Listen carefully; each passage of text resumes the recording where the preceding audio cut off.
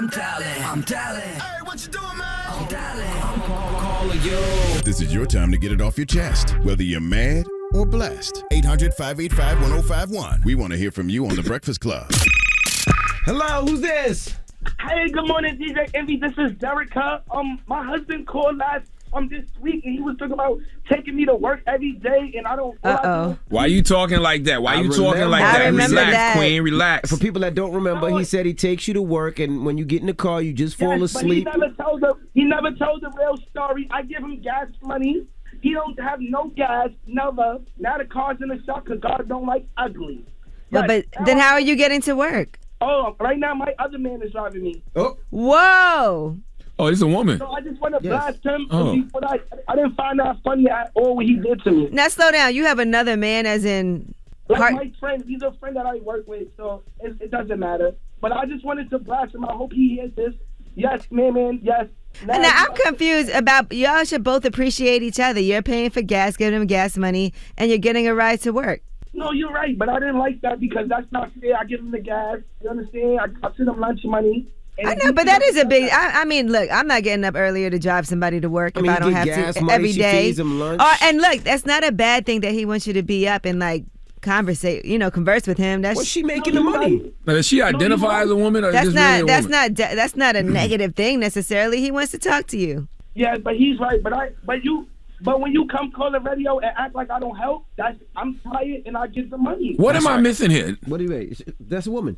I know, but her man called the radio station? Her man he called in the other day. It was pissed off. He called in and said that he drives me, and mind you, he drives me and his daughter. So now you making it seem like you just driving me, you driving your daughter. You're right. He didn't tell the whole story. I think couples that call the radio station to air each other out really need to go to couples therapy. Y'all need to be having these conversations. I want to say thank you, DJ Envy, for putting him in like I am his wife, and thank you. Okay. Yeah, but y'all think y'all need to go to couples therapy and have these conversations because it's ridiculous that he calls to air you out. You hear it on the radio. Now you calling to air him out. Y'all need to be talking to each other with somebody. The bigger problem is that you also have another man who's now driving you to work. Maybe he'll call Monday. This is not great. Do you stay awake in the car for your other man? I mean, I'm upset right now, so that's the only reason I'm upset. Her other man? She got another man? Are you listening? He's a real man. Hold on, so you got two boyfriends? Yes. She got another man that's taking her to work right now because her other man's car broke down. The one that was complaining, his car broke down. DJ Envy, you made a point, DJ Envy. I'm his wife. You made a point. You got another man driving you to work. You sure she don't got a man living inside of her, man? Because this Well, thank you so much, ma'am. Thank you. They need therapy. They don't need to be calling the radio station airing each other out, or they don't need to be together. This sounds like a mess. Hello, yes, who's this? Exactly. This is Queen. Good morning, y'all. Good morning. Hey, Peace, Queen. Good morning. Get it off your chest. I just wanted to get off my chest to my fiance that I'm very tired. He went, knowing I had to be at work at 5 in the morning, he decided to go buy a bottle of Hennessy, knowing I wasn't going to be able to resist it. Damn it, man. Which Hennessy was it? Was it VSOP, VS? No, it's VSOP. It's privilege, baby. Okay. Why he just ain't buy it? Baby. Why he just ain't buy it and wait until the day? It's the weekend. Why he ain't wait until the day? That's what I'm saying, and I kept saying that. And then when it was sitting on the table, so out of nowhere, it ended up opening in my hand. And out of nowhere, huh? Just out of nowhere, it ended up opening in your hand, huh? Yeah. So you had a time last night. No, I went to bed drunk and woke up drunk at work. Did y'all have sex? No. Oh, y'all was really drunk. Exactly. So you got drunk for no reason. Especially off Hennessy. Hennessy, both of y'all supposed to turn into demons. Exactly. You got the bubble guts this morning? I did. You should have saw what I... You should have smelt it. My stomach started heating up. Hey, have a good day, man. This conversation was going perfectly okay. I'm not going from nice demon time sex to diarrhea. It's bubble guts. You know what it is. You Jesus Christ. If I do drink Hennessy, it's got to be like the privilege of the VSOP. Yeah, Regular That's Hennessy? what she said. Privilege is VSOP. No, not no way. It's no way she had privilege and they That's gave her what she bubble just guts. said. I don't believe her. I don't believe her. Get it off your chest. 800-585-1051. If you need to vent, hit us up now. It's The Breakfast Club. Good morning. The Breakfast Club. Hey. Tell them why you're mad. It's brought to you by the law office of Michael S. Lamonsoff, the Bull. Duncan, Power 105.1 traffic. Cross Bronx eastbound past Webster Avenue, right lanes locked up with a crash. Delays of up to 20 minutes upstairs and downstairs at the George Washington Bridge as a result. And 10 in at the Lincoln and Holland tunnels. Alternate side parking rules are in effect. Turnpike truck lane southbound interchange 12 truck fire has the right lane closed. This report is sponsored by Amazon. Welcome to the end of your job search. Amazon has seasonal warehouse jobs near you. Apply now and get an offer with no interview required. So what are you waiting for? Visit Amazon.com/hiring. Amazon is an equal opportunity employer. I'm Cindy Waitman with Okay. Oh, so you are embracing this porta potty guy persona again. Somebody told me to embrace it, Angela. Okay. Y'all can find me Porta Potty Guy on Instagram too. Charlamagne, if you had to make pancakes for 2 people, whether dead or alive, who would you make it for? My daughters. I got 4 daughters though, but you can only pick 2 of them. If I had to make for 2, yes, it'd be 2 people. It'd be my 2 daughters, my 2 youngest daughters. And then also, Charlamagne, when you made the pancakes, did you think to yourself, damn, these pancakes look like this waffle colored nigga envy? Well, if you actually watched the interview, I said that. Yeah, no, you actually said golden brown. No, I didn't. I said this batter looks like envy. Oh, yeah, you did. But you did. But the pancakes. What do you want, Porta Potty Guy? It's Friday. What do you want, He David? just want to hear go himself. well. He's promoting himself. That's all. Goodbye. It's okay. I Why can't. you hang up on Porta Potty Guy? I think it's wrong for envy to hang up on you, and you just trying to make a way for yourself, sir. Okay? Where's OG Rob when you need him? Hello, who's this? Yeah, you know the vibes is Mello. What's up with you, Envy? Mello, what's popping, brother? Hey, Mello. How you doing, yeah? What's up, Charlotte? Mello, my man. Peace, King. All right, it's Freaky Friday, and I have a serious question. Okay. All right, so boom. I just want to know why these women are out here bugging. Like, baby girl, my name is not Olive Garden. Why are you trying to toss my salad? Like, what's going on here? You need to grow up. You should be flattered. And you don't you want to give baby girl unlimited breadsticks? Nah, that got it. Unlimited breadsticks got it. That's what I'm saying. That's crazy though. Like, why though? Like, when did the shift in like the power change? Did you like, say yes or no to it? I said no. I said no. Okay. I saw what's the young lady name? Brittany. What's Brittany? Brittany Renner. Brittany Renner. I saw her tweet yesterday. Well, I saw it on Instagram. She said, "I want a guy that will eat my butt and let me eat his." That was the tweet. Nothing more. Well, Mello, what are you so scared of? It ain't nothing to be afraid of, but I just feel like that's my job. Like, you feel me? Like your name Olive Garden. Let me toss your salad. Well, if she likes it, don't you think you might like it too? No, because women also like penetration. I don't like that at all. You don't like penetrating? You a have woman? the same nerve endings. It's the same body part right there. I understand what you're saying, but I'm extremely closed-minded, and I'm willing to take accountability on that. Mello, you got to open up your mind and your butt. That's all. That's all it's about, King. That's literally all it's about, bro. Both sides clipping. That's crazy. My mind and my what? I heard it also helps you sing better. I don't need to sing that bad. And what you do in the bedroom is what you do in the bedroom, bro. Like, that's on your business. You don't even got to tell nobody. Like, if you get your salad tossed, nobody gonna know. I mean, that's also true. Except for her. And if she ever try to talk crazy about you, all you got to do is be like, yo, but you ate my butt, though. But, like, that's wild sassy. Like, I feel like, men are trying to be baddies. You feel me? Like, I'm not a baddie. I'm a man. Nobody knows, bro. You could be a baddie in the bedroom, and it's all up to you. Nobody has to know you're a baddie in the bedroom, bro. Yo, Charlamagne, you getting 10%. Baddie in the bedroom is a song. I'm giving you 10%. Baddie in the bedroom. Mello, but Mello, if you kinks. like something and it feels good, you just won't do it because he's closed-minded. You're closed-minded. Well, I wouldn't know if it feels good. I know, you don't know. But what if it does? Moral of the story, open your mind, open your butt, and have a great weekend, brother. That's a song. Have a great weekend. Y'all wildin'. That's a song. Open your mind, open your butt. No, I think gotta be faster, like a dance song. Come on, do it again. Open your mind. No, sing it. No. I like the slow version. Open your mind, open your butt, open your mind. I'm about to.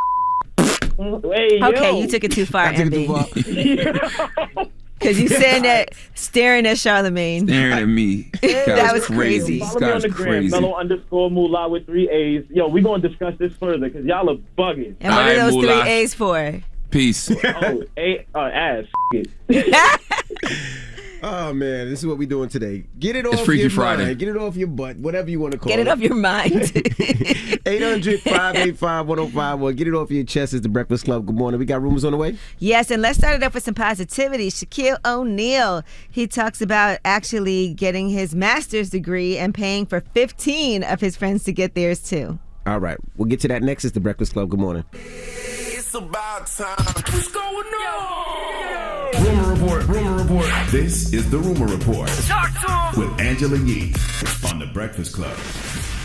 Well, this is really dope. Shaquille O'Neal is actually pursuing his master's degree, but not only is he doing that for himself, he's also going to make sure that his friends get theirs as well. Here's what he had to say. The guys who I were doing deals with would be like, "Hello, Shaq, how are you doing?" And then they would turn away and look at my lawyers and my accountants and all those guys. So I said, "Oh, you guys don't think I'm in charge. You guys don't think I understand the lingo."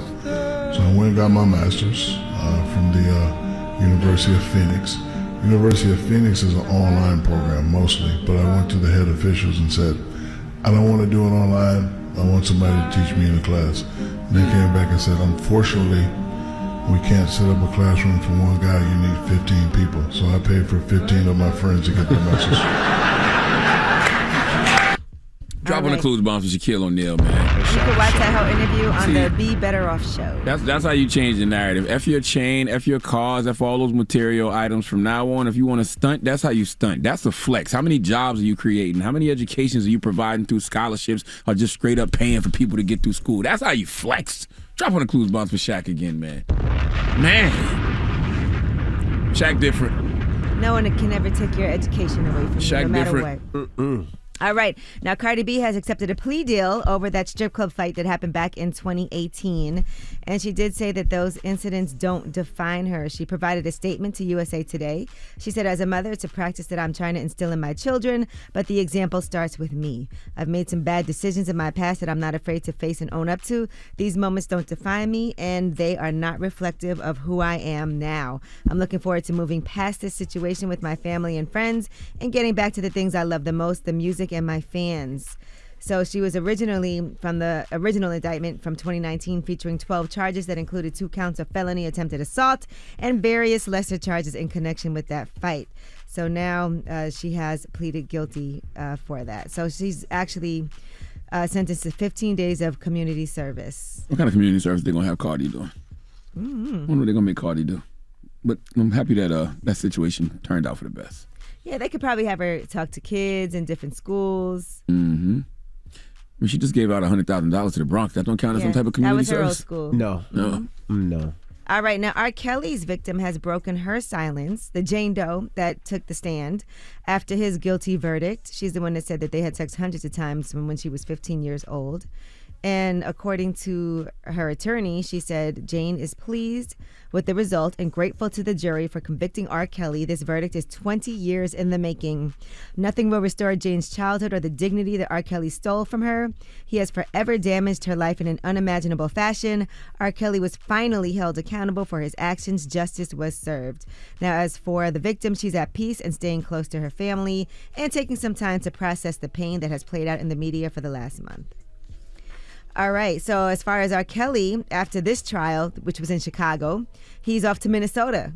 And that's where he'll be facing more charges involving child pornography, coercion, and so on. You got him in Minnesota, too? Yep. I knew about New York and Chicago. Wow. So that's the next stop. All right, he also has been injured in prison, reportedly, and as a result, he's trying to use the injury to get out of traveling to New York for an upcoming restitution hearing involving his victim. So the team asked the judge yesterday if he could appear virtually at the forthcoming hearing. It's supposed to take place on September 28th. They said he injured his leg and therefore it's difficult for him to move around. We'll see what happens. And Beyonce has been inducted into the Guinness World Records Hall of Fame. So congratulations to her. What? After releasing her critically acclaimed 7th studio album, more groundbreaking excellence.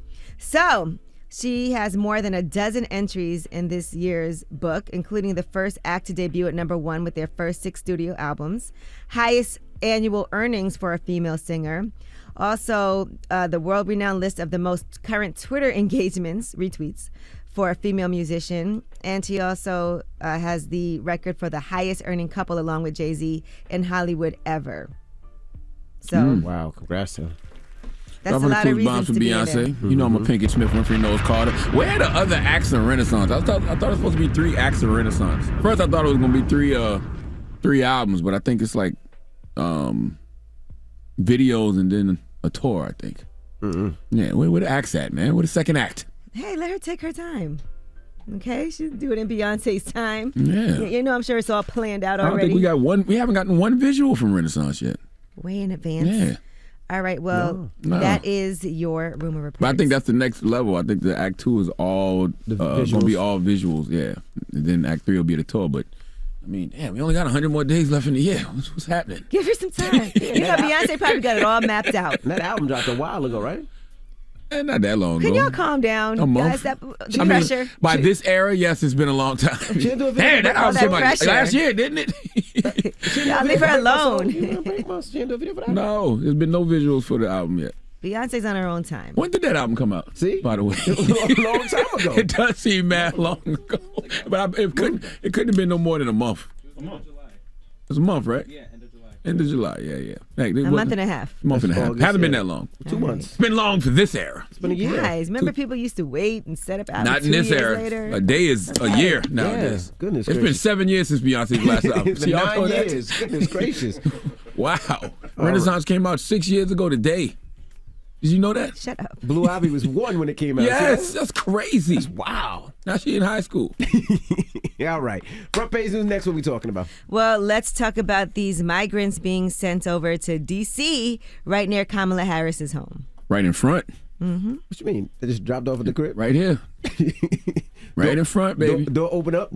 Right in front. Wow. All right, we'll get to that next. It's the Breakfast Club. Good morning. The Breakfast Club. Your mornings will never be the same. Make sure to see The Woman King, an epic film starring Viola Davis, inspired by true events of the first ever army of women warriors in a fight to save their kingdom. Trust me, you'll want to see it for yourself. Now playing exclusively in movie theaters. Tickets on sale now. Everybody, it's DJ Envy, Angela Yee, Charlamagne the Guy. We are the Breakfast Club. Let's get to some front page news. Now, WNBA Finals, the Suns beat the Aces 105-76. The Aces lead the series 2-1. And in Thursday Night Football, the Kansas City Chiefs beat the Chargers 27-24. Now, what else we got, Yeezy? All right, well, Republican Governor Greg Abbott had over 100 migrants who crossed the border. Dropped off near Vice President Kamala Harris's residence at the United States Naval Observatory. And Kamala Harris was in Houston just recently, and here's what she had to say about migrants and about the borders being closed or open. And Vice President Harris said that the border is closed. Is the border closed? Do you believe that the border is closed, or is it open? It's open, not closed. The border is open. The border is open. Do you believe that all the migrants believe that the border is open? Yeah, everybody believes that the border is open. It's open because we enter, we come in, free, no problem. But it's open for you to come illegally, right? Illegally, yes, illegally, that's true. And you came illegally? Yeah, we came illegally, not legal. Hey, as I said yesterday, what I think what the Governor Abbott doing is genius, man. Because one of Kamala Harris's roles is to oversee efforts to resolve problems at the border. And she said this past Sunday that the border is secure and the border is closed. And Governor Abbott then wanted to show her, no, it's not. Okay? So they just put the migrants in front of her crib. And the VP lives in a sanctuary state, so they should eventually be fine, right? These migrants, if these sanctuary states are what they say they are. You know, it's just sad because I was reading about this one man. He's from Venezuela. They said that's one of the largest growing migrant groups coming over to the United States. And he's talking about his experience of trying to get over to the United States after a turbulent trip, trying to get past, in the waters and dealing with bribes from Mexicans and all kinds of things. And then you finally get here. and then they're like, hey, would you like to go to a sanctuary state? They have no idea what's going on. And I think that's the hardest part, is that these are actual real people. And they've been going, a lot of times people are fleeing, they're looking for a better life to provide for their families. It's not like they're criminals or not human beings. And then now they're in the middle of this whole political drama and being used as pawns by both sides. Everybody. That's right. The reality is neither side wants illegal immigrants entering this country. And, you know, in particular, I'm reading about this guy, Mr. Nazareth. It's a whole article in the New York Times where he's talking about his journey. And, you know, he's expressing gratitude. He's one of the people that ended up in Martha's Vineyard when they sent the planes over to Martha's Vineyard. And he did say that they're treating them very well. He said, we're getting food, clothing, all our needs are met. He said, I love Massachusetts. I want to start working as soon as possible. A lot of people are people who really want to come and make an honest living and do something for their families. And now they're just being, you know, busted around. They're being sent to sanctuary states. Like, why would you want them to be in Florida or Texas or Arizona where they're clearly not welcome? Like, we should want them to be sent to these sanctuary states. Because once again, the reality is neither side wants illegal immigrants entering the country. Dems just act like they care. But let's not act like President Biden and Vice President Kamala Harris both told illegal immigrants, don't come into this country. And hopefully this makes Democrats and Republicans work together to come up with some real border control, because I don't care who's in office, the border has never been secure, and that is being exposed in a way we've never seen before. Well, the problem is you just can't drop them off without creating resources for them. You just can't have a bus and just say, okay, here you are. They're sending them to sanctuary states. If the sanctuary states are what they say they are, then they can take care of these people. Yeah, they but have resources. But they should also housing, let them know. They got to have jobs. You just can't drop them over Kamala Harris's house and be like, do you? Yeah, they're trying to be funny. Like, the thing is, at least be like, okay, there's 100 people, they'll be arriving in 1 week, and that way they can set up some place for them to stay, work, food, all of those things that are necessary, the resources. That's all I'm saying. I'm not saying that they can't go to sanctuary states, but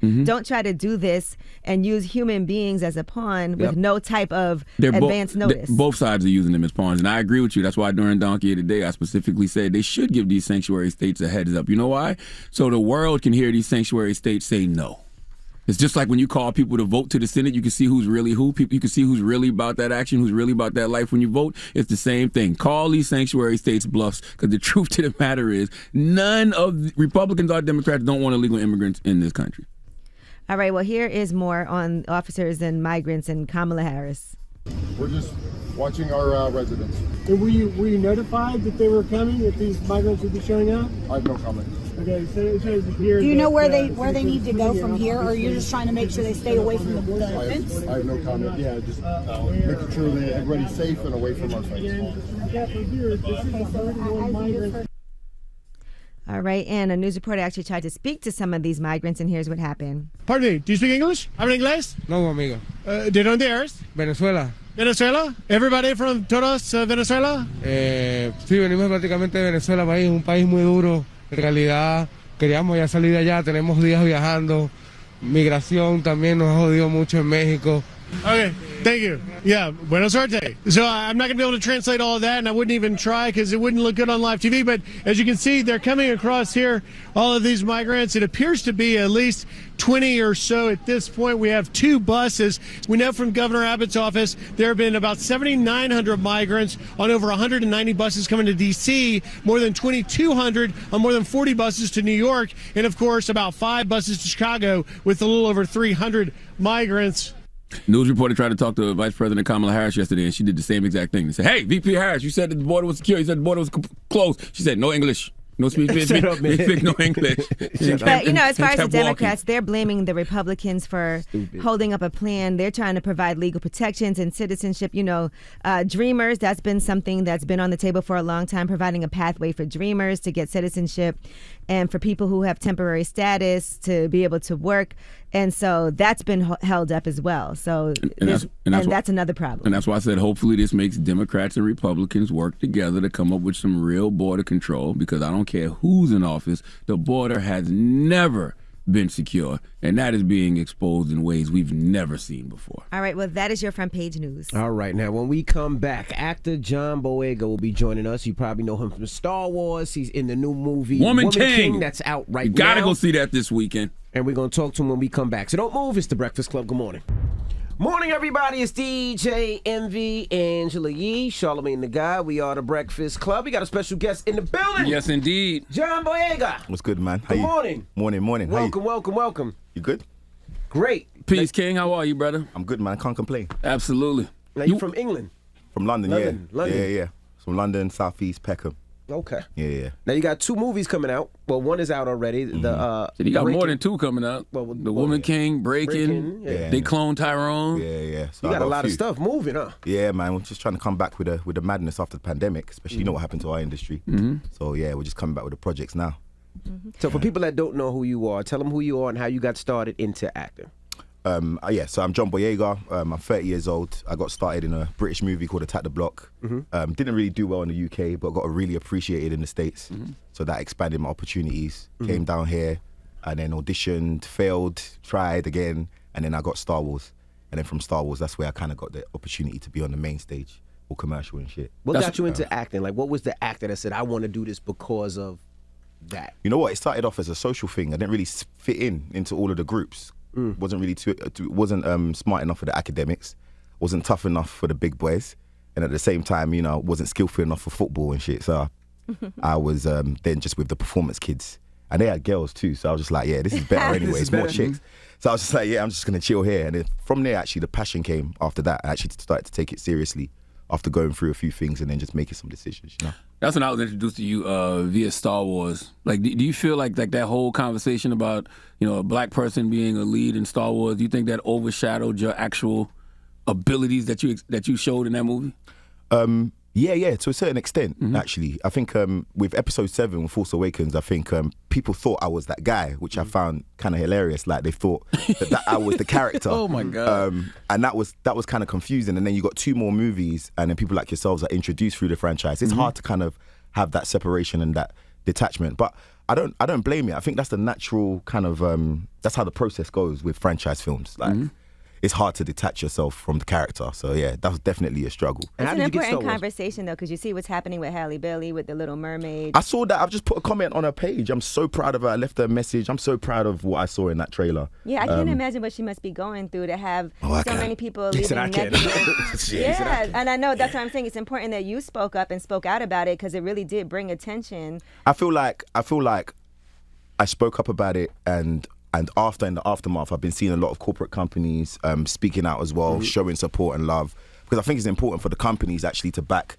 the people that they cast in the movie, just so that they feel safe and feel protected. But yeah, it's tough. But I suggest this time, rather than fixating on the negative, for her, we need to celebrate it and just blind out the negative noise. That's what we need to do this time. Yeah, I saw you say you said that you were the only cast member whose experience with Star Wars was based on their race. Yeah, but especially during the time of Episode 7, just being the only, like everybody else, it was kind of like, you've got this role, you've got this first role, congratulations.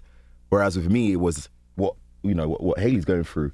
It was the backlash, and you find yourself when you look at yourself and you're opposite Oscar Isaac, you're opposite Daisy Ridley. You go, wow, I'm different.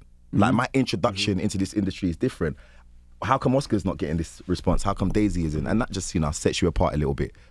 I like what you said about celebrating it, right? Because I think sometimes we tell ourselves sometimes that, hey, maybe I'm just being used as a pawn for diversity, right? It feels that way sometimes. Really? And so, it does. Because, for example, if you look at my movie that I've just done, Breaking, if you look at, when you go and see The Woman King, I hope that you will find that, this kid can actually act.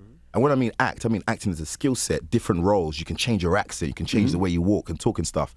And then when you look back at the Star Wars movies, it will confuse you because you're probably going to be like, why didn't they use this guy's ability? And that's where the pawn feeling comes from. You feel like, wow, on set, they're not really using my ability, but at the same time, you want to put me in all the marketing posters just to get the black people excited.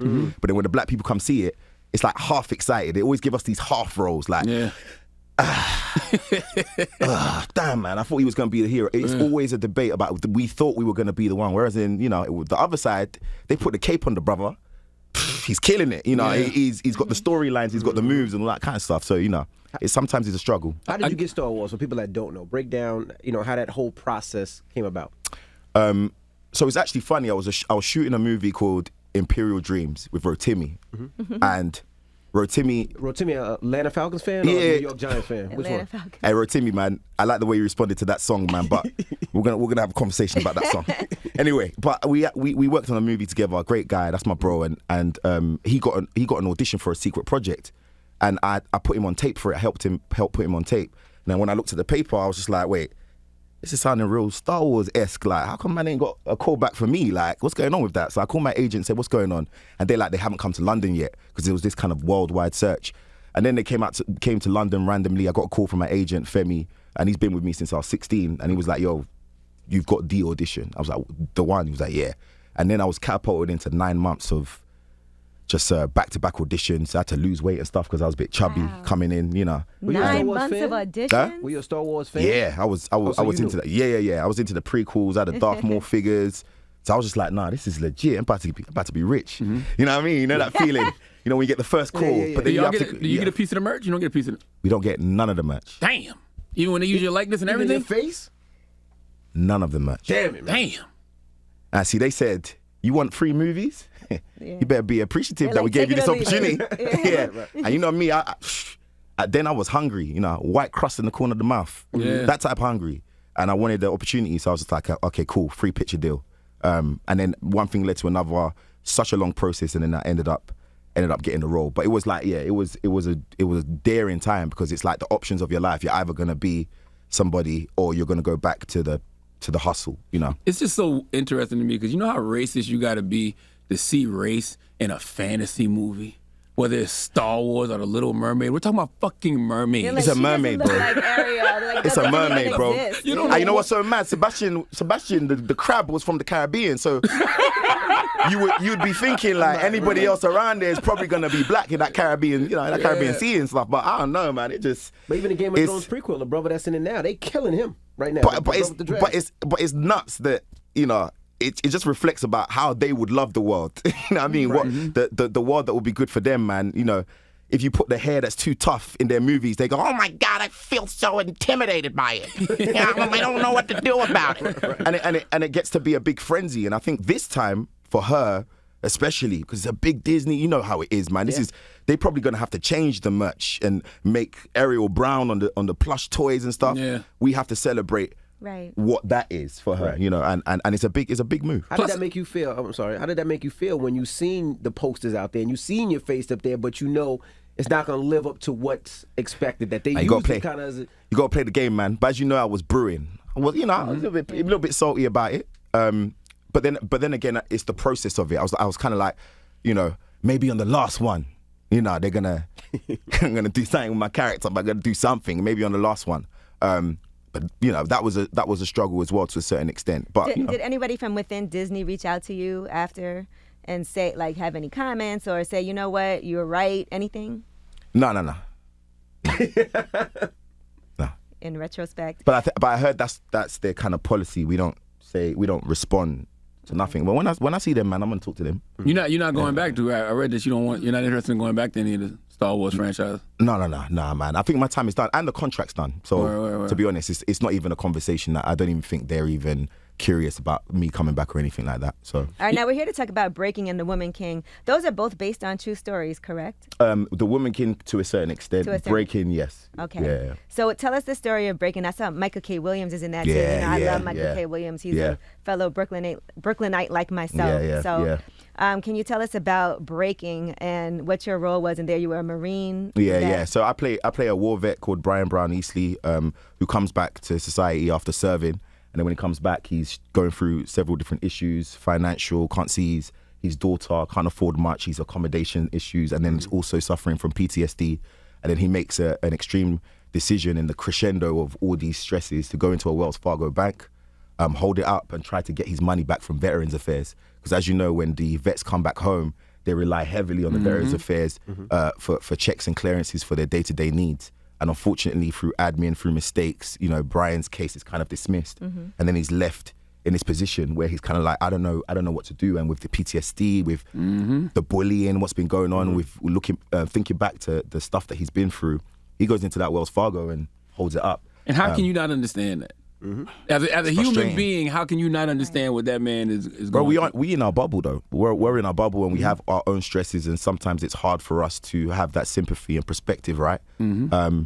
But with this man, he wanted to be heard. That was the main thing. And you know, even the bank tellers that were in there, they were like, this was the nicest man that he done a bank heist in the right way. There's a scene in the movie where a real customer calls the Wells Fargo, and because he takes the call, like, because he doesn't want to You know, he's a badly. different kind of bank robber in that sense. And the media might be like, man holds up bank, and you know. They were like, you know, and it's something for us to learn. They packaged it in that way, whereas in this movie, goes into the nuances and the details of that. And blessings to Michael K. Williams. Like, I requested him to come onto the film, sent him a letter, begged him to come to join, because I know like we ain't got the coin to pay for Michael K. But this is just a small little bag. Come down and do a few weeks of work, and he was like, "Yeah, bet I'll come down and do it." How did you know him? I didn't. I watched him in The Wire. Him before. You just okay. I just like his work. I watched him in The Wire. I watched him in Boardwalk Empire. So I was just like, "Yo, bro, like I would love to have you." He's an amazing person. Isn't it great to work with people who you like in real life too? Yeah, and he's chill and he's giving and he's open and honest. You know, for me, you know, the work is better when we all kind of get along, you know. How was working with him? Tell us some of the stories on the set, because you know we missed the brother. Yeah, the first time I worked with him, the first time I saw him after he came on set, he walked into my trailer accidentally because he thought it was his. You know, and that low budget kind of picture, man. The trailers look all the same, and he walked in. And he was like, "Yo, bro," and he was like, "Yo, like, oh shit, you're on the project." He was like, "Yeah, man." I was like, "Brother, like, thank you so much for coming down, because you didn't really have to." And he just told me about, you know, the speech that I had done at the protests, and he told me that he messaged me. That's the reason why it came down. Like, it's a strong message for the movie, and he just wants to do the work and be a part of it, man. And it was all love from there. What impact did playing that role have on your mental and emotional well-being? I think it gave me perspective. I've never had anybody in my family that served. And I've never had anybody in my family that's made that commitment to any Western government. My family, they're a bit black as hell, and they got opinions.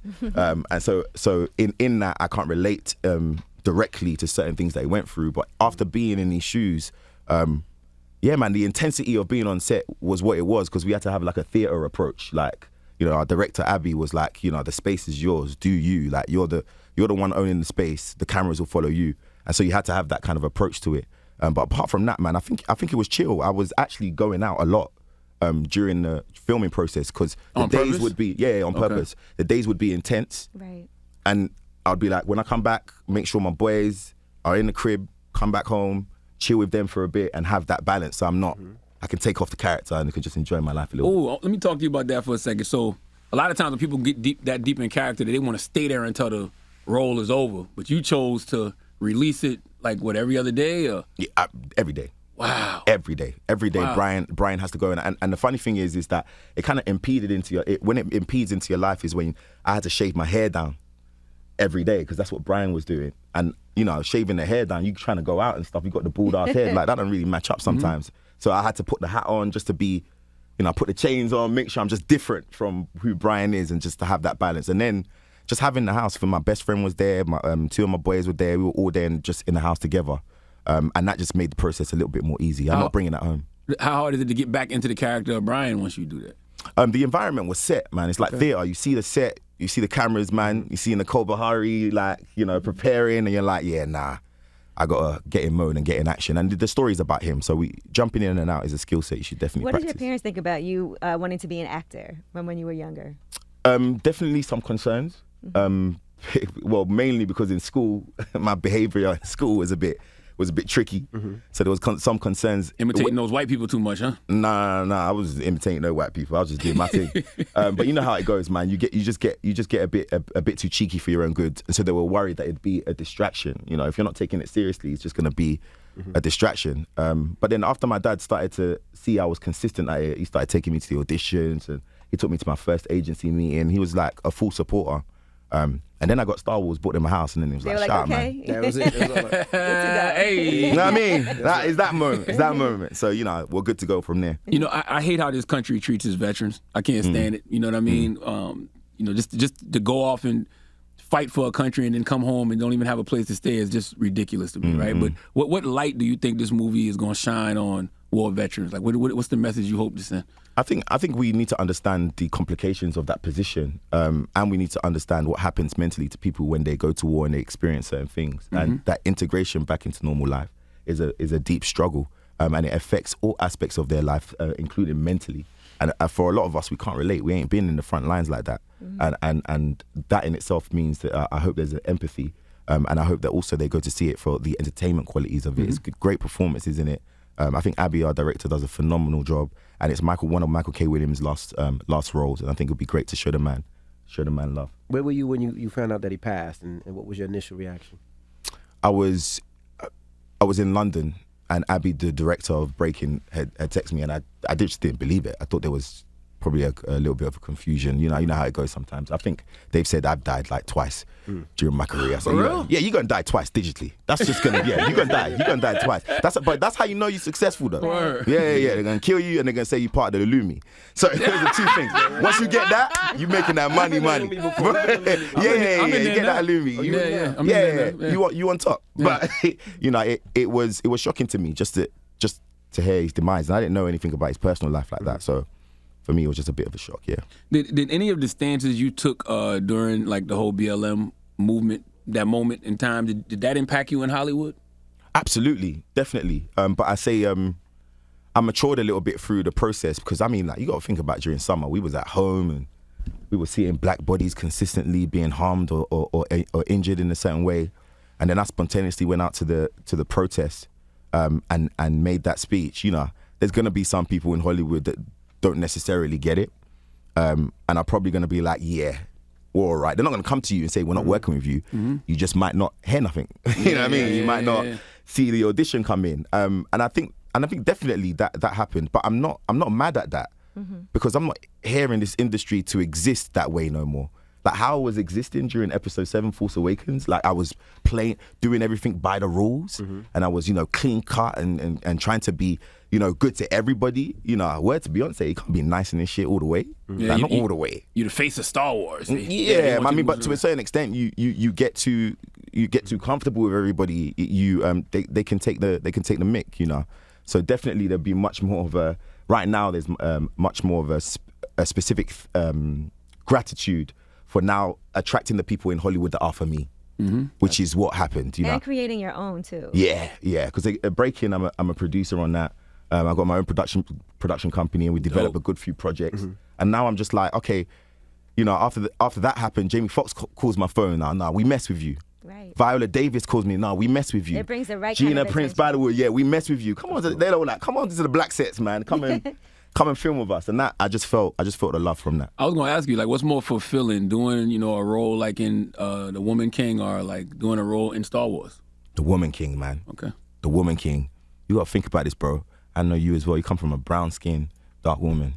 You see how that's happened, in terms of the disparity in roles, in terms of the opportunities and roles for the dark-skinned black women. That in itself has been a struggle. So for me, sitting on a set where I'm seeing the top 10 or even 15 to 20 women in this picture are black and dark-skinned specifically was special to see. And they went in. It's not like just a propaganda kind of stick the black people in. They were trained for 6 months. They transformed their bodies.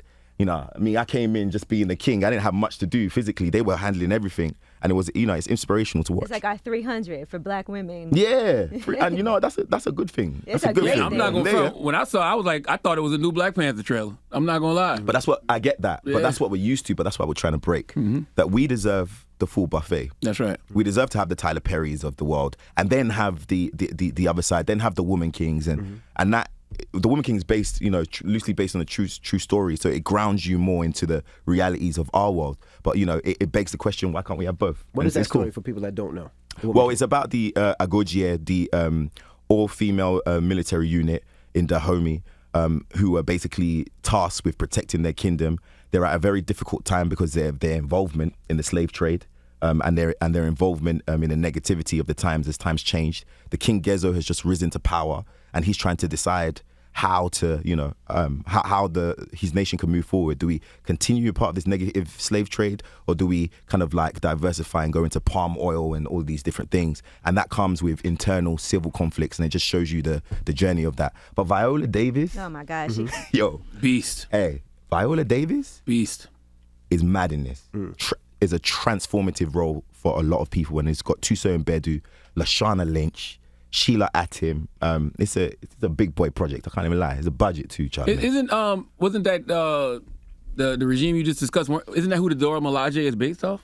Well, no. Well, yes. They said that. Based off? They said it was they were loosely based on them. So which is cool to see how those references go. But this is no fantasy. I mean, this is real swords and spears, and just you don't get a suit in this one. What was the training like for you getting ready for this role? Luxurious. He said he had to do much. You He was didn't the have to king. do much? I was the king. You the king? Yeah. Robes, picking through robes. I got the blue one, the You gold didn't have to do any one. running or nothing. I didn't have to running for what? They were on. They were on. They had to do it. So they done Running for what? They done most of the work. What was the most challenging part? Playing the king. Picking the ropes. Picking the ropes, right? There was no parts that made you emotional in the movie.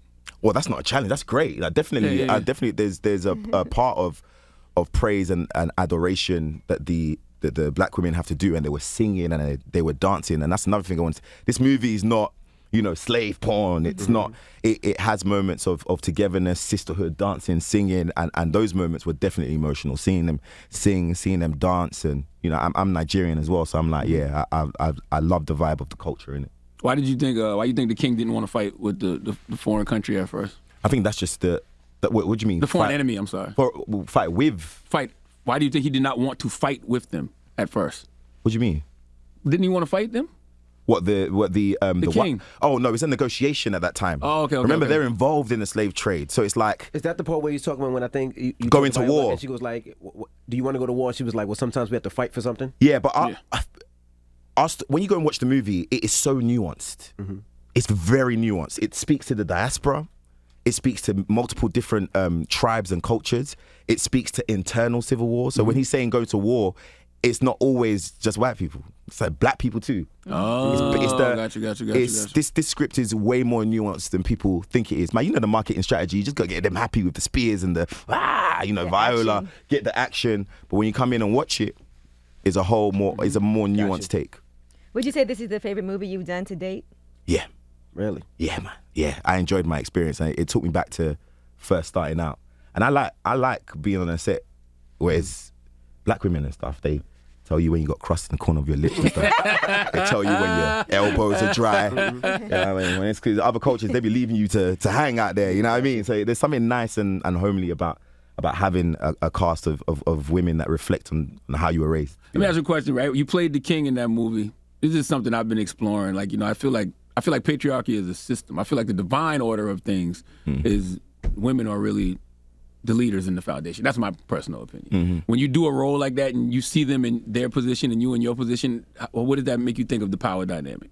I think it's a reciprocal energy that we need. And then you need to get into more of the specifics of who the woman is. Can't just go woman and then a man and then place them in positions. I think everybody has unique skill sets that could be utilized or used, and that's what you see in this movie.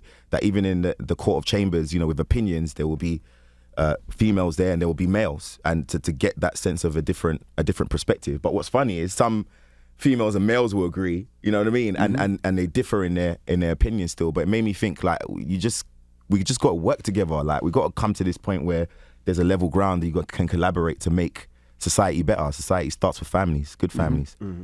So yeah, it just makes you think about that. When did you decide to start a production company? I think it was bubbling from being on set of Star Wars and not being involved in the big boy conversations that were kind of cool to hear though. Like I would hear J.J. Abrams and Kathy talk about movie moments that I knew would be historical for the world, but they're just chatting about it in a tent like it's casual. And I was just like, I would love to be part of the creative process. And then I was like, if I wait for the phone to ring, movies like Breaking and all these roles that I've been able to do, even They Clone Tyrone, like it can't just happen that way. I have to actually have more of a proactive approach to my job. You gotta tell me about this They Clone Tyrone. The title alone sounds phenomenal. I know Jamie Foxx is in it, but what is that movie about?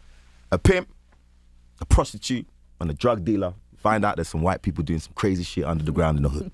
That's all I'm gonna tell you. The pimp, the prostitute. Jamie Foxx is the pimp. Tiana Paris is the prostitute, and I'm the drug dealer. And it's basically a hood Star Wars. It's hood Scooby Doo. It's it's a mystery movie about the last people you think team up. The last sort of people you think would team up is about them actually stepping up and handling a bit of a sci-fi mystery situation, which you don't get to see. And Jamie Foxx is hilarious. He's hilarious. That's a real conversation going on though. Like, and that's been going on for some years. Like, people think that there's actually folks getting cloned out here. Yeah, I know some people who I thought I knew yesterday, and then the very next day they were totally different, and I'm like, they must have got cloned. I want to know where them facilities are, though. I ain't heard about nothing much from that. You believe in it?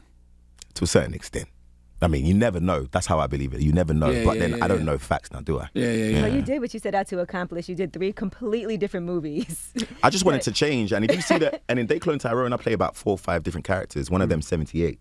So this is all giving me the opportunity just to do what actors do. Actors are not supposed to be playing themselves. So you get cloned in the movie? Are you Tyrone? I'm Tyrone. Yeah. Oh, yeah, okay. But so funny. The movie's strange. It's not even about that. It's just weird. I just can't wait for people to see it. Now, when people talk about diversity in Hollywood, what does that actually look like? It means that you actually try and find the talented individuals from groups that have been kind of forgotten and dismissed and not been given the right opportunities. It does not mean you just put a whole bunch of black people or quotas in it. It means you actually try and actually find the homegrown talent, people who are passionate and who are working that don't get those opportunities, that don't have the cousin or the auntie in there that says, oh, you can come and assist for this actor. People that don't have that clean-cut door. It means that we're struggling with trying to bring in those people. And this is in behind the scenes as well as in front of the camera. It's about bringing in those people who are skilled but who do not get the opportunities based on that disparity there. You got a very old soul, man. Because you're only 30. Yeah, I'm 30. You got a very old soul. Like, oh, yeah? Yeah. Oh, shit. I was going to ask. I mean, in a good way, though. Like, no. Yeah, I heard that before. I'm like, yeah, cool. How do you feel like how your art now is not being released in major movie places anymore? Sometimes it's just going digital, sometimes just Netflix, sometimes Hulu. How does that, because you grew up going to the movies. Yes. So how does that feel? And The Woman King is different because it's only in theaters, right, on the 16th.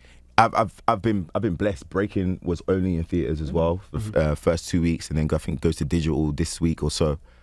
So I've been uniquely blessed in that sense. That I've been able to shoot 3 projects during the pandemic, and 2 of them have been exclusively released in movie theaters. And Breaking got the big AMC deal, so we were in a good few AMCs. So I personally can't complain, but I do think it was worrying for a lot of people at the beginning of the pandemic. It was like, wait. So what? They're not going to come to see us. They don't want to come see us no more for 1 hour and 30 minutes. I'm like, damn, and it makes you think and it makes you respect what, Denzel Washington has done, Tom Cruise, Tom Hanks, the old school box office, money makers who would make movies an event and make you leave your house if it's cold, sunny, raining. It makes you respect that more in an ever-changing time. But it's an adjustment. It's an adjustment. What do you prefer? Oh, movies. Yeah, I still like going to the movies. Yeah, I prefer movies. Some people don't, though. I feel like you got to see like The Woman King in the movie. No. You've got to see The Woman King in the movies. I mean, there's scope. There's also what it does to your experience, the immersiveness into the. I mean, you at home, the microwave going off, you talking to someone, you texting on Instagram. It's like there's much more of a focus and a fixation and an experience. What are your thoughts about that whole conversation about how they say British actors playing Black American roles? What do you think about that? I think number one, the first approach is to listen to each other, because there might be a perspective that we are missing, right? Coming into the game, and we are not coming into the game to steal anything. In fact, it's impossible to steal a role. By the way, roles are only offered. So we come in there to just work, but sometimes you don't know whose toes you're stepping in if you don't actually listen to the people and the folk, that are on ground to tell you. But in that, I think also on the flip side, I couldn't relate to the conversation because I'll be honest, African American's been nothing but love to me. I lost my accommodation in LA, my Airbnb in LA. I was staying in the streets for about 2 days off of Crescent Heights Boulevard. I went to some party. I met who is now my best friend, Asia, an African American young girl from Inglewood, who was just like, yo, I loved your movie. I got your movie on Redbox.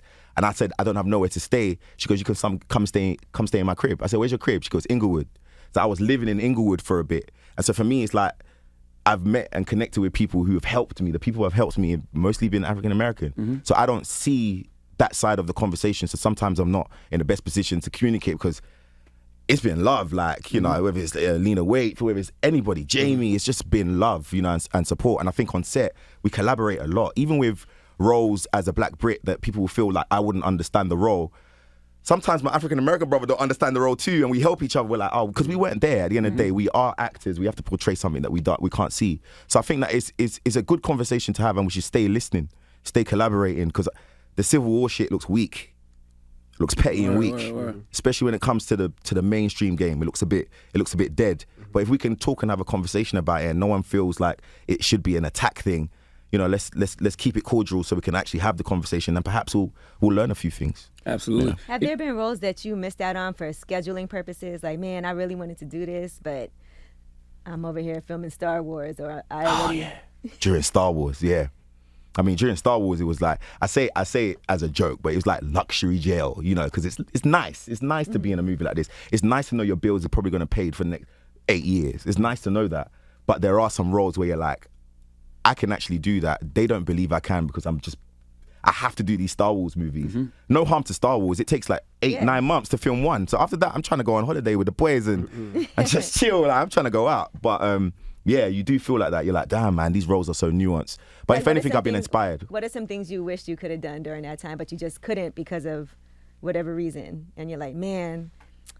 I've forgotten now, but there was a good few things that had come, but they were mostly indies. They were mostly indies, and I would have loved the opportunity to work with Jordan Peele a bit as well. I'm sure you will. I would have loved. Well, we've been speaking for a bit, and I've always, and you know, I took a meeting with him and went down to see him at Monkey Paw, and I've always said, hey Jordan, man, just put me in the far distance, you know, while Danny Kaluuya's put his head to the side, I'll just, you know, wave or something, you know, just put me in there because I really like his work. So yeah, maybe one day. You know, we was talking about like the Little Mermaid backlash and Star Wars backlash earlier. How much of that do we know is real? Because I feel like sometimes that's what I've been thinking about. That's what I've been thinking about. I've also been thinking about these bots that pretend that they're black. Yes, we need to be careful. And I've been seeing it a bit more. So the journalists, something that they're doing is, because of the pressure that's coming from sometimes their editors, the clickbait is there to irritate you and make you angry. So sometimes an actor or a celebrity will answer a question to do with race one week. They will release like several different parts of their answer throughout throughout the time of 6 weeks, just to have a steady story going on. And sometimes it's not accurate to what the conversation is. But I think we need to have an audience that's more aware of that.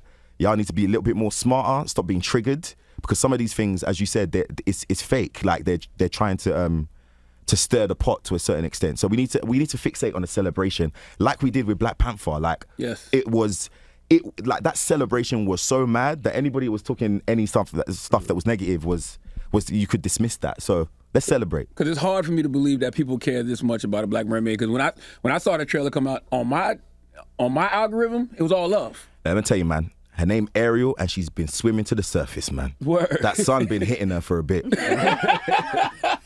They've been hitting her.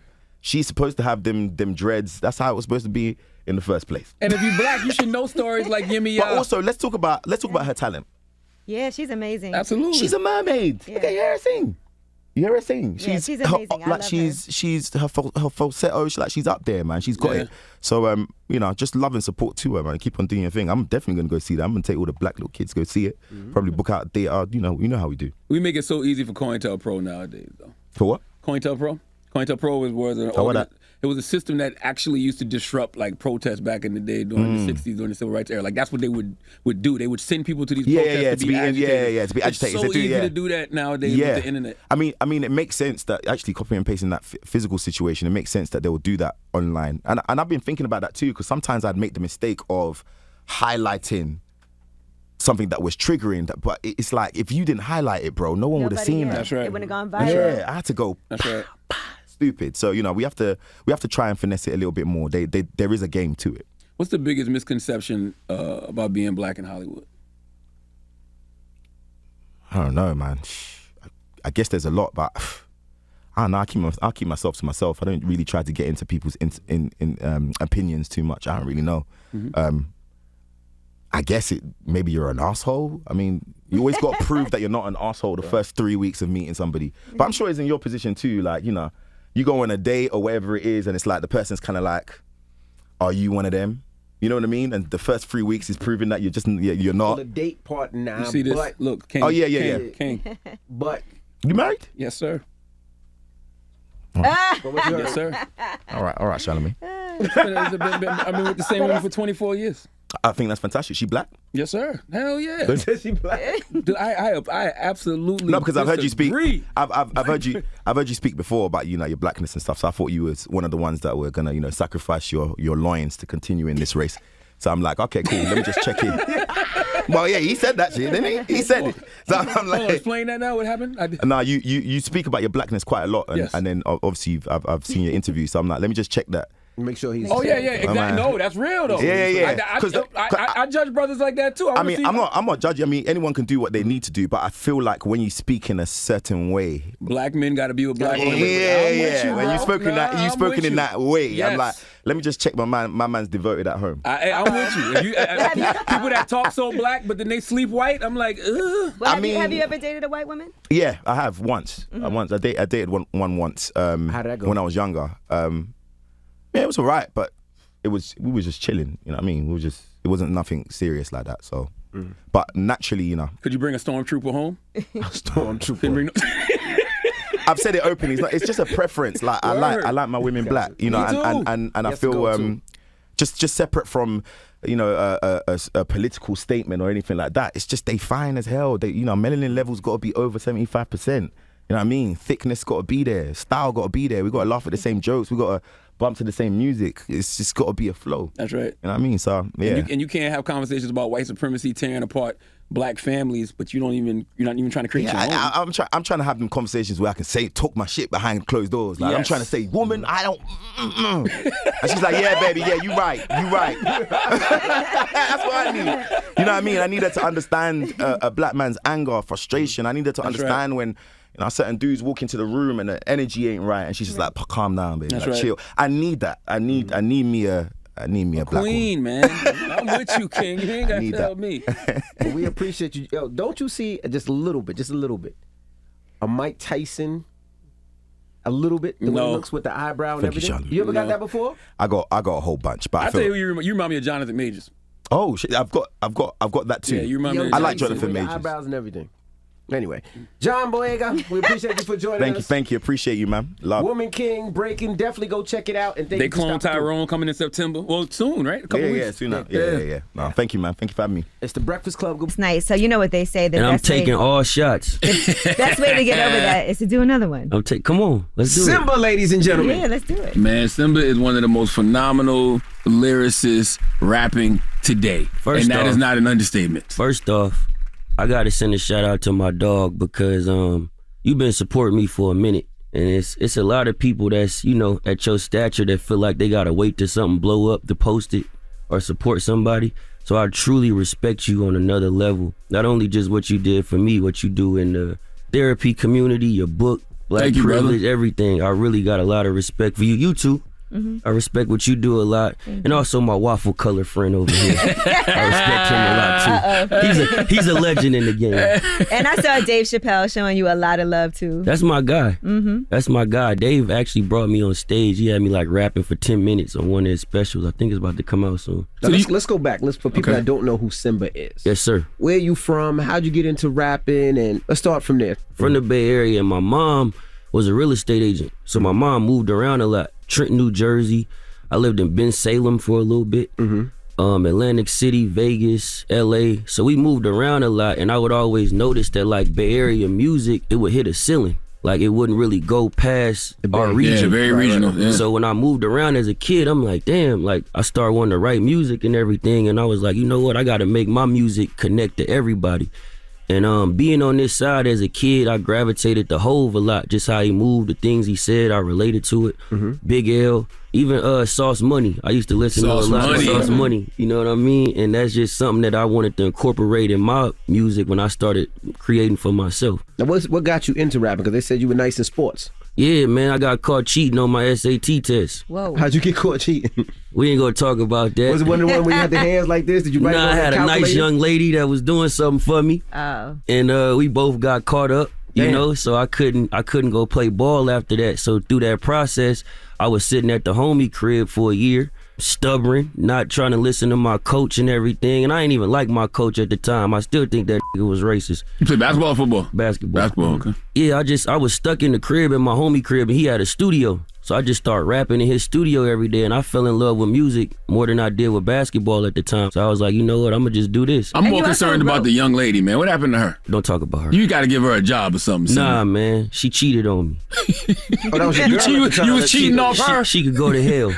See, all this cheating going down She never could go went to hell. through. So let me ask you this. So you also wrote for a lot of artists too, Yeah. right? So was your goal always for you to be the artist, or did you enjoy being in the background more at first? My goal was just to get the job done. Mm-hmm. So if I had to write for somebody, if I had to hold somebody bags, if I had to turn the session up and just be the fun person in the room, I was down to do whatever I had to do to get to where I want to be. So that's how I ended up writing, because a lot of people, you know, don't write their raps. Were you surprised by that? The amount of people that didn't write their own music? I would say what surprised me more was people that can't rap not writing their raps. Just because they got a good voice. People you thought was lyricists. Yeah. That's what shocked me the most. But at the same time, as I'm learning, this is a business, right? So you got shows, interviews, you on the road.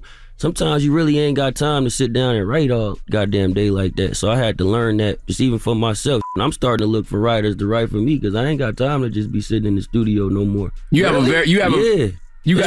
a very honest.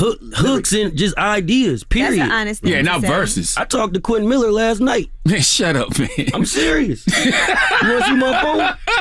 I talked to him last night. You talking hooks and ideas, Hooks not and actual ideas. No, I'm bars. always write my verses, but I But you just gotta ain't clear that up, because people be like, damn, Symba don't write his raps. No, I He write. said he's looking I though. write He didn't say he everything. doesn't. I write everything, like all my verses, all my freestyles. I write everything, but at the same time, it's things I may miss. Somebody might have an idea or something that I'm not thinking of. You know what I mean? And if that could compliment me, it's a business. We need hit records. I just ain't trying to be freestyle, man. My Man, whole I'm career. so glad you said that, because I always, when I first heard you, right, this is a while ago, I'm like, yo, this dude is really dope, but I hope he can make songs. And I 'Cause can. I'm old enough to remember these super lyricists that we used to love their freestyles on the Clue mixtapes and Yep. everything, but then they couldn't make songs. Where are they now?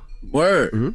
People know I could rap, but I'm growing, and it's like at this point I gotta deliver records, you know, and that's what we giving them. When Results Take Time this Friday is actual songs. I'm not just rapping on beats, I'm rapping on records. I love the meaning behind the title, Results Take Time. Yeah. Then you got songs like Overnight and Find a Way and Sacrifice. It all tells this story of results taking time. Do you feel like you're getting the results that you've been looking for? Definitely. I'm somebody that embraced the process all the way around, so it's like, I remember doing shows in the Bay, I had like 3 people in there.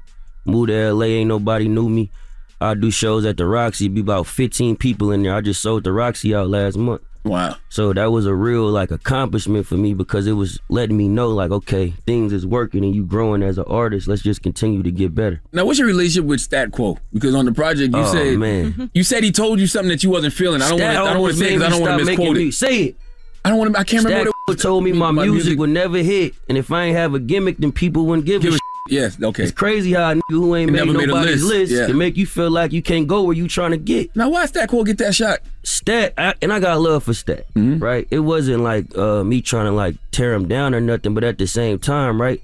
He's an older black man, and I was a young black man, still a young black man, but at the time, it's like, bro, don't just tell me where I'm going wrong without giving me some advice on how to get it right. You just tearing me down in front of people. So we used to be in these offices, and he'd just, oh, you ain't got no identity. Oh, you need to grow your hair out. You need to do this. You need to do it. I'm like, bro, why I gotta do that? Like, what's another way we could do it? But he would never tell me. He didn't know though. Exactly. You know what I mean? So it's like, don't put what happened to you on me. Like, help me get it right as a young black man. Don't just tear me down in front of these people and ruin my opportunity because yours didn't work. So what's the connection though? I was like, well, what's the Stat worked at the label I was originally at before Atlanta. Oh, got you. He was at Columbia. Oh, He brought doing Lil what? Xan over there. Yeah, he had Lil Xan as his artist. Yeah. Oh, I didn't know that. So I Okay, used to imagine me coming in the office rapping how I rap, and he got Lil Xan in there telling me what the I'm doing wrong.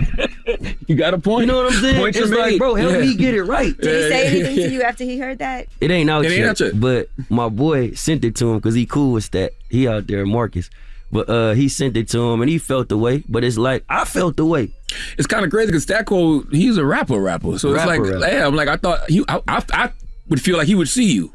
Man, Stat used to tell me I'd never sell a ticket. Damn. I guess you look at it like he was in your position, so the fact that he got Facts. power, he should be pulling up artists that he Facts. knows. Yeah, I get it. Facts. I watch you do it with people. Like, you be giving people real estate game. There's a lot of people I didn't talk to that just said, yo, Envy put me on this or Envy didn't put me on that. That's what we got to do as a people. All right, well, don't move. We got more with Symba when we come back, and let's get into a single. This features Roddy Ricch. It's called Never Change. It's the Breakfast Club. Good morning. It's DJ Envy, Angela Yee, Charlamagne the Guy. We are the Breakfast Club. We're still kicking it with Symba. Charlamagne? I love Never End Up Broke. Yeah. You know, and on that record, the hook is money can't buy back time, my Yeah.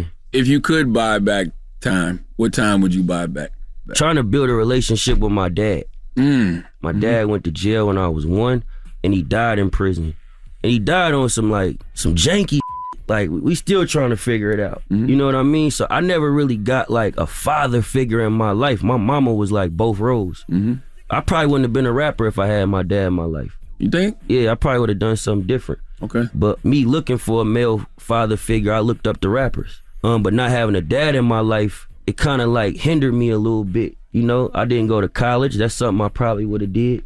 Respecting women a lot more. You know what I mean? Coming from the Bay, we kind of come from this pimp culture. You know, and our OGs tell us, oh man, do this, do that. But it's like, man, that ain't really the way we should be operating out here as black men. I was going to ask. No, hold on. I'll go back to your father real quick. I'm glad that you said that because there's so many men that are starting to have that conversation now about wanting that connection with their fathers. You know what I mean? I tell people all the time, first time I had a breakthrough in therapy was realizing the daddy issues that I had. And I'm just glad that you're saying that out loud because, man, we be acting like fathers are disposable. Nah, bro, we need that. Like, I just had a son, so it be making me aware of like, okay, let me not smoke in my videos. You know what I mean? Let me not drink so much around him. Like, let me do certain things to where he could look at me as a role model. I ain't had that. You know, you FaceTime me one day, man, and you put me on the FaceTime with the super legend ain't even the right word. Dr. Dre. Yeah. What does getting that call mean when Dre call you and say, yo, come to the studio, let's do something? Everybody shut up and sit down. You feel me? Quit telling me I need to make a hyphy record. You feel me? Let me do me. But nah, it was special because I actually met Dre through Keon, which is his nephew. I met Keon at a studio session. He was in the room playing beats. And I just went in there and started freestyling. He was like, man, I gotta introduce you to my uncle. I'm like, who your uncle? He like, Dr. Dre. I'm like, man, come on, bro. Cause you know in LA, everybody knows somebody that knows somebody that knows somebody that actually know the person. So I'm like, man, come on, bro. Like, he like, nah, that's really my uncle. I'm like, all right, bet, take my number. I give him my number. The next day, he FaceTimed me with Dre on the phone. And Dre was like, man, I seen your LA Leakers freestyle. Like, I done heard a few things about you. Like, when I finish with this Super Bowl, I want to get in the studio with you. So I'm like, bet. So the Super Bowl happened. And I think it was 2 days later, it was like a Wednesday or Tuesday or something. I was in the studio with some people.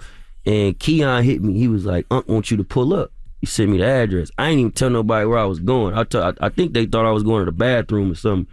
I just got up and left. I just got up and left. Drove straight over there. By yourself? Yep. You got to. Straight by myself. I ain't bring somebody. I ain't bringing nobody over there. You can't do that. Hell nah. I went over there and I was over there for about 4 days. And we just was cooking. And then everything he taught me is really what motivated this project. He kind of like taught me how to act out my lyrics and say things different. It's a song called Can't Win for Nothing that Charlamagne told me the production sound cheap. So we had to beef up the mix a little bit. But I ain't lie though. No, and I appreciate that. Word. I appreciate that. But it's a song on there if you listen to it. Before I was with Dre, I would have rapped the first lyrics like, I woke up this morning with all these thoughts in my head, jumped out the bed and stubbed my tone edge. But Dre taught me how to say it like, I woke up this morning with all these thoughts in my head, jumped out the bed and stuck my tone edge. So you could actually feel me hitting my toe. He taught me how to act out my lyrics and stuff like that. And he also taught me that like a lot of people beats be terrible. You know what I mean? like when you get around him and you start hearing them beats, you be like, damn, why'd he even rap on these other Yeah. You know what I mean? But he's a GOAT. That's what make him Dre. So shout out to Dre, man. He always teach me a lot. He give me a lot of game. It be times where I be lost on what to do and I text him and he hit me right back. Do this, do that, say this. How many songs y'all got together? He probably gonna kill me for saying this. Then don't do it. Nah, we on the Breakfast Club. I'm saying it. Then we got about 6. Okay. Okay. Got about 6. You know where they going? I don't. All right. I don't. Symba's album is out today. Results take time out Make today. sure you pick it up. Yes, sir. Symba, you going places, my brother. Come on, man. I appreciate y'all for having me. Also, you know, like I always tell you, I appreciate what you do with the Black Effect Network. Yes, sir. Thank because it's important for us to have black media. You know what I mean? We always get hot and feel like we got to run to the other man, not the brother man. That's right. You know what I That's mean? right. So everything you do, from All the Smoke to every podcast you got, man, I salute you. Thank you, I also brother. salute you on your future endeavors. you. I actually like one of your co-hosts. I'm gonna get at her later. Uh-oh. Lip service. Yeah. Not you guys. Yeah. She fine as hell. She said not you guys. We know what the hell you meant. What you meant. And shout out to you too, Envy, So man. love. You're a real legend out here, man. You got a lot of people on the Bay that always speak highly of you. You know what I mean? I got a lot of people from Hampton that always talk about you. So you're a legend, man, and everything y'all do for this culture, you know, for the last, what I want to say, 12 to Yeah, it'd be 13 this year. years. Yeah, You know what I mean? We always, as young artists, wake up and watch this show to get information, to learn what it is we should be doing. I learned a lot from this show, so it's a blessing to be here, and I appreciate y'all for having me. Yes, All sir. right, well, Symba, it's the Breakfast Club. Good morning. The Breakfast Club. Like a donkey. Hee-haw, bitch. Hee-haw. It's time for Donkey of the Day.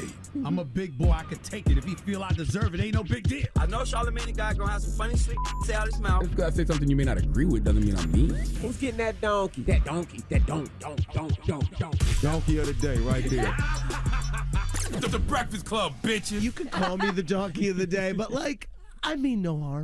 Yes, Donkey of the Day for Friday, September 16th goes to an unnamed patient in India who had to be hospitalized after allegedly shoving a deodorant canister up his ass. Okay? Where it remained for 3 weeks before doctors removed it. It's Freaky Friday! I'm not making this up, ladies and gentlemen. Okay, a man shoved the 8-inch deodorant can up his butt and left it there for 3 weeks. Either two things are happening here. This man was extra horny or extra stink. Okay, do you know how fed up you got to be with the smell of your own ass to just shove a deodorant can up it and leave it there for 3 weeks? All right, this man must have gotten called stink ass, funky ass, musty ass. Somebody must have told him to go wash his ass so many times that he decided the only way to course correct the problem was to stick a can of deodorant up his butt. All right, you got to understand, whoever made any of these products first, whether it was soap, deodorant, douche, they were absolutely fed up with how humans on this planet were smelling at the time.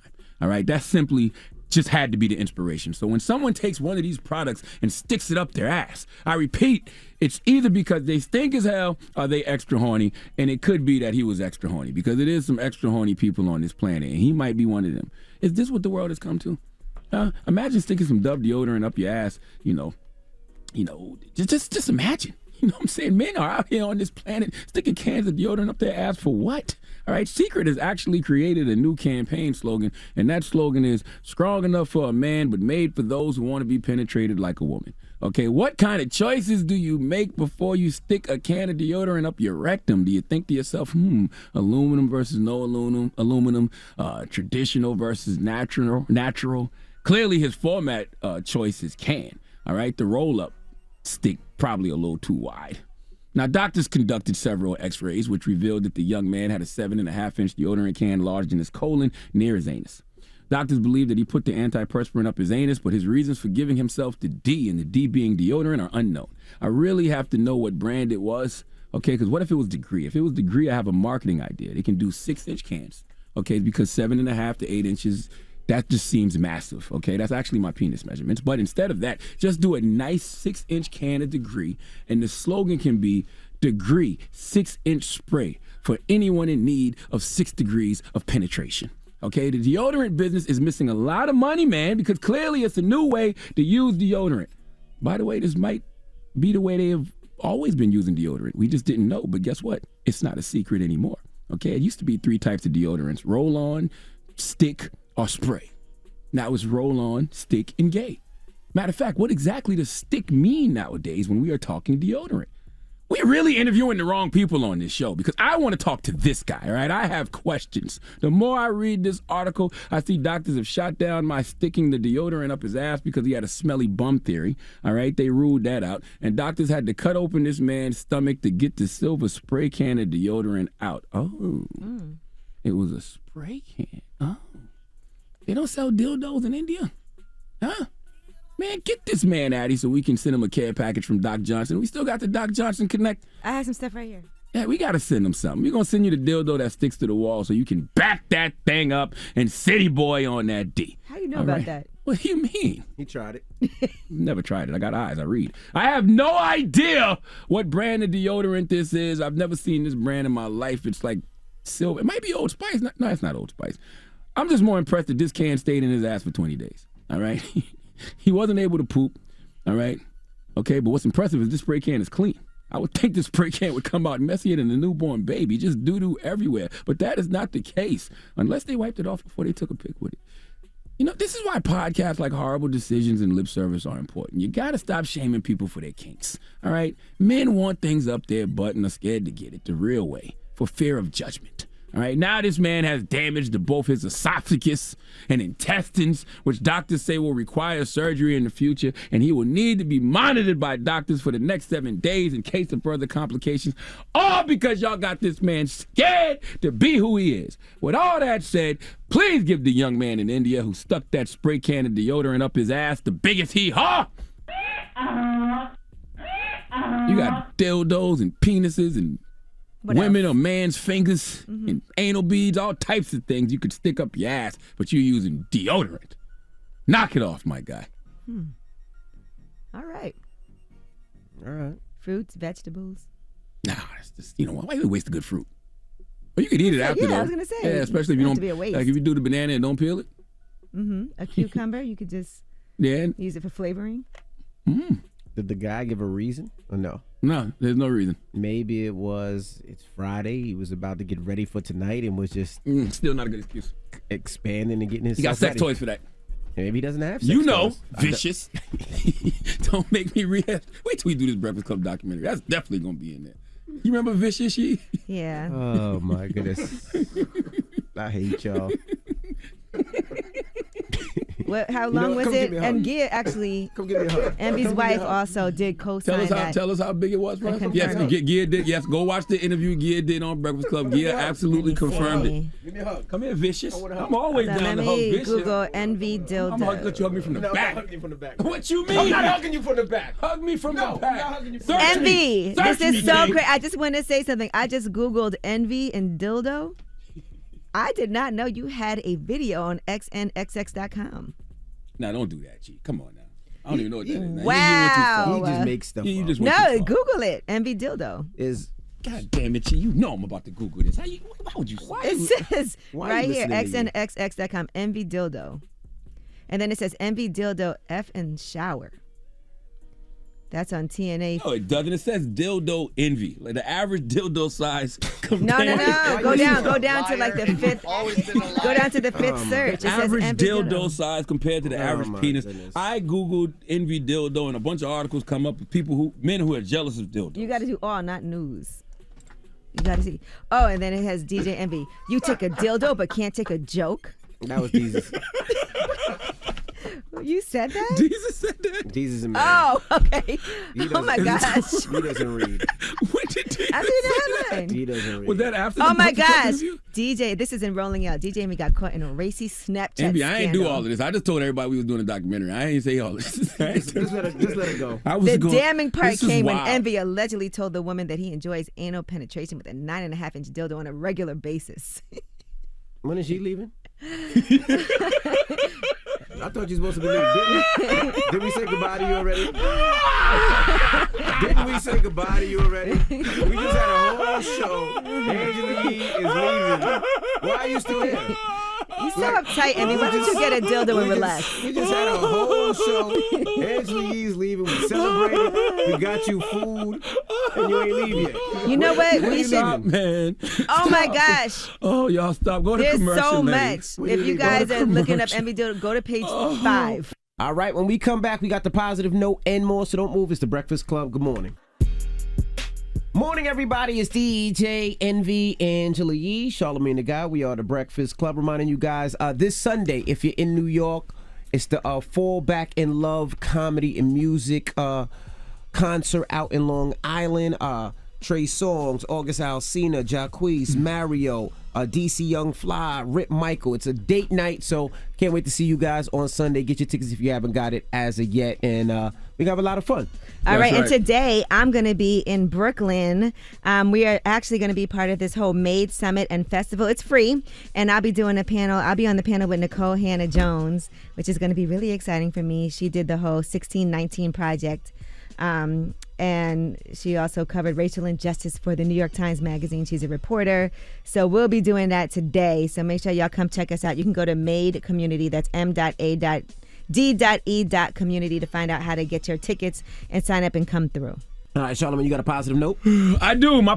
Yes, I do. I want to tell everybody, first of all, thank you for watching a hell of a week last night on Comedy Central. That's my late night show. It comes on Thursday nights right after the Daily Show. Make sure you're streaming on Paramount Plus all weekend. Last night we had a great show. Our panel consisted of Roy Wood Jr., the great Malcolm Gladwell, and my good sister Angela Rye, who is currently arguing with me now. That's all we do is argue. I love her to death. And the one-on-one conversation was with Fat Joe. Okay, so salute to my man Fat Joe. Make sure you stream that on Paramount Plus all weekend long. Now, the positive note is simply this. You respond less to negativity and life becomes more peaceful. Remember that this weekend. Breakfast Club, bitches! Y'all finished or y'all done?